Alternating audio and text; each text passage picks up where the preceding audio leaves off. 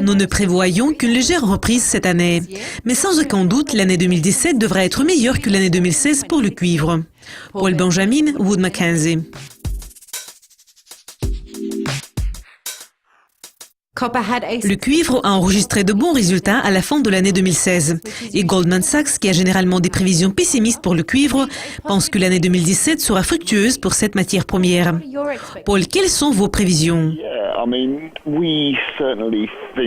Nous pensons qu'en 2016, le cuivre a atteint le plus bas du cycle actuel sur la base du prix moyen annuel.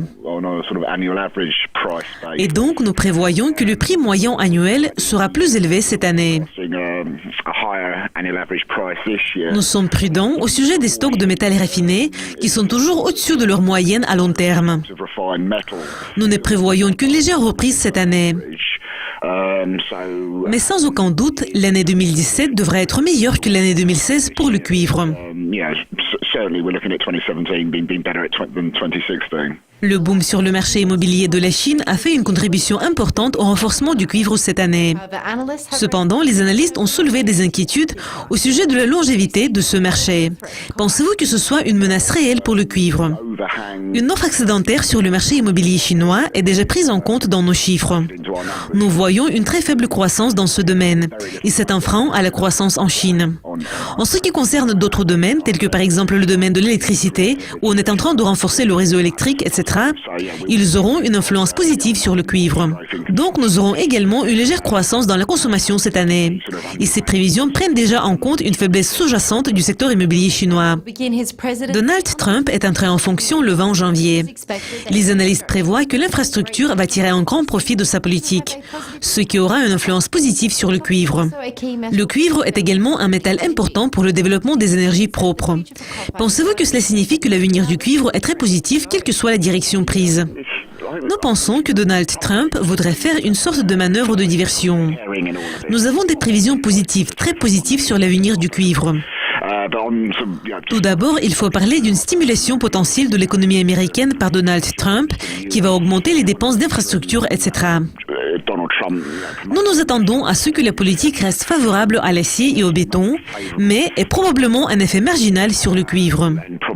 Donc, compte tenu de tout cela, si nous parlons de la consommation de cuivre raffiné des États-Unis représente 8% du total mondial et celle de la Chine 47%.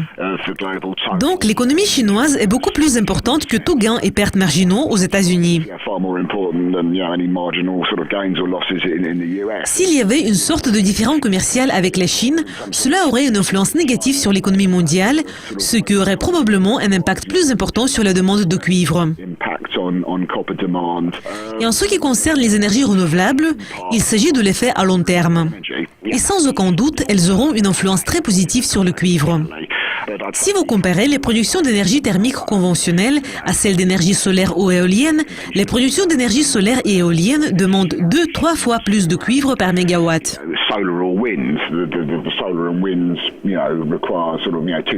Donc nous pensons qu'à long terme, la Chine va jouer un plus grand rôle pour le marché du cuivre que les États-Unis. À notre avis, toutes sortes d'effets Trump ne va représenter qu'un effet secondaire. Paul, pensez-vous que le pire soit déjà passé pour le cuivre?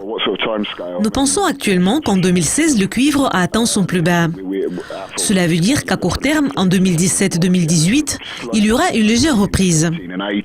Et d'ici 2019-2020, nous allons voir que le marché sera vraiment tendu, ce qui est évidemment un facteur positif pour les prix du cuivre. Paul, merci de vos commentaires. Cela conclut notre interview sur le cuivre. Mais restez à l'écoute de Yucascopy TV pour découvrir plus de nouvelles sur les marchés d'échange. Au revoir.